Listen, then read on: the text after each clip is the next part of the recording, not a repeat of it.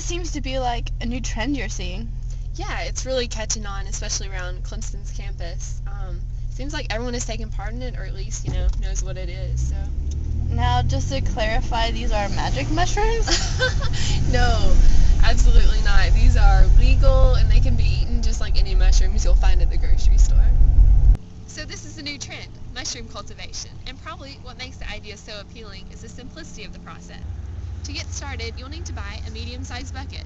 Better yet, find an old one laying around the house.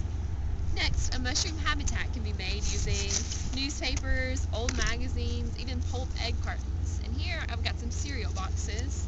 And you'll want to start out by shredding or cutting these boxes into really small strips.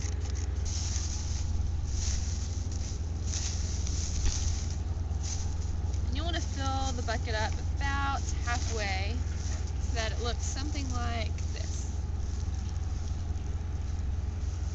You then need to order mushroom spawn, probably off an online source. Usually comes in a convenient Ziploc bag. So we'll take these out and scatter them along the tops.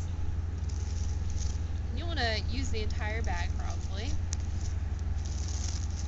So once we've done that, we've actually made a habitat for our mushroom. And finally, in order to provide the moisture and carbon dioxide that the mushrooms will need to grow, you'll need to scatter used coffee grinds onto the tops of the paper.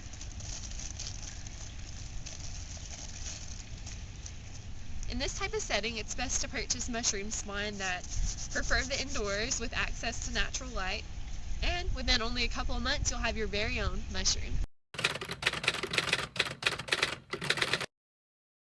So, the students at Clemson University have caught on to the fact that mushroom cultivation is fun and, thanks to the creators of Mushroom Mountain in Liberty, South Carolina, also very convenient. But what does this mean for the environment? Well, let's take a look. Mushroom spawn actually act as a living filter. They produce enzymes that break down toxins and pathogenic organisms. So, when we fill the buckets with shredded paper, the enzymes that the mushrooms begin to release break down the harmful toxins found in the paper's ink, which would otherwise be harmful for the environment. With a constant supply of fresh mushrooms and a clear conscience for helping the environment, it seems inevitable that mushroom cultivation is a trend that we will see continue across the nation. I appreciate you tuning in, and your Mother Earth will be sure to thank you later.